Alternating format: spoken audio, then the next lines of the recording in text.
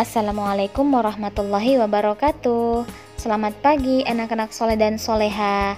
Bagaimana kabar hari ini? Semoga kita semua selalu dalam keadaan sehat dan selalu dalam lindungan Allah Subhanahu wa Ta'ala. Nah, insya Allah hari ini kita akan kembali belajar tematik. Tapi ingat, sebelum belajar jangan lupa untuk sholat duha, baca doa, dan sarapan, nak ya. Nah, insya Allah hari ini kita akan kembali belajar bahasa Indonesia tentang fabel. Nah, pada pertemuan sebelumnya kita sudah mengetahui bahwa fabel itu adalah dongeng yang menceritakan tentang binatang yang berperilaku seperti manusia. Nah, jadi fabel itu adalah dongeng yang menceritakan tentang binatang seperti manusia. Fabel ini merupakan jenis cerita fiksi atau khayalan. Jadi fabel ini bukan sebuah cerita nyata, nak ya. Ini hanya sebuah khayalan atau cerita dongeng palsu. Nah, seperti itu. Nah, adapun ciri-ciri dari fabel ini adalah yang pertama, tokoh. Nah, tokoh adalah pemeran yang terdapat dalam cerita. Karena fabel ini merupakan cerita tentang binatang, berarti tokohnya adalah para binatang seperti semut, lebah, domba, dan lain-lain. Yang kedua ada watak. Watak ini adalah sifat para tokoh atau binatang. Ada yang baik dan ada juga yang buruk. Selanjutnya, ciri yang ketiga dari fabel adalah alur. Nah, alur ini adalah jalan cerita, nah ya. Alur yang digunakan dalam fabel yaitu alur maju. Artinya, cerita yang diceritakan dari awal kejadian hingga akhir. Nah, yang selanjutnya adalah amanat. Amanat ini merupakan pesan atau nilai moral yang terdapat dalam cerita.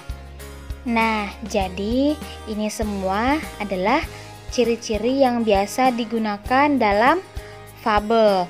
Ada tokoh, watak, alur, dan amanat.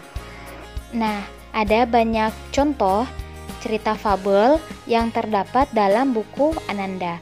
Ananda bisa membaca dongeng-dongeng atau cerita yang terdapat dalam bukunya, nak ya. Nah, salah satu contoh yang ada dalam buku yaitu cerita tentang domba dan monster. Nah, kalian bisa lihat di halaman 22. Di sini ada cerita tentang domba dan monster. Kita baca sama-sama, nak ya. Ada 3 ekor domba yang cerdik. Namanya si bungsu, si tengah, dan si sulung. Suatu hari mereka menyeberang jembatan. Jembatan itu dijaga monster jahat. Si sulung dengan gagah berani menanduk monster. Sejak saat itu tidak ada lagi yang mengganggu mereka. Ketiga domba tersebut hidup bersama. Kebersamaan akan menumbuhkan keberanian. Nah, dari dongeng domba dan monster ini sudah terdapat tokohnya, wataknya, alur ceritanya, dan pesan moralnya. Nah, tokoh yang terdapat dalam cerita domba dan monster ini ada si bungsu, si tengah, dan si sulung. Terus wataknya, jika ditanyakan watak si bungsu, watak si sulung seperti apa?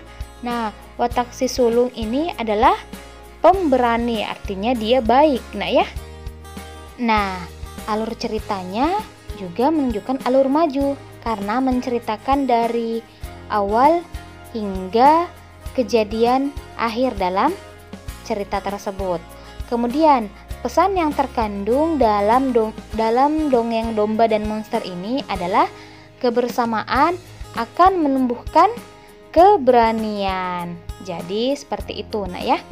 Selanjutnya kalian bisa mengerjakan soal yang ada di buku LKS Ananda, tema 7, subtema 1, uji kompetensi bahasa Indonesia, halaman 26 sampai 27. Ananda kerjakan bagian A dan bagian B. Nah ya, bisa dikerjakan di LKS dan lebih baik lagi jika dikerjakan di buku tulis. Baiklah, untuk pertemuan kita pada hari ini cukup sampai di sini dulu, Nak ya. Jangan lupa sholat duha dan jangan pernah tinggalkan sholat 5 waktu. Wassalamualaikum warahmatullahi wabarakatuh.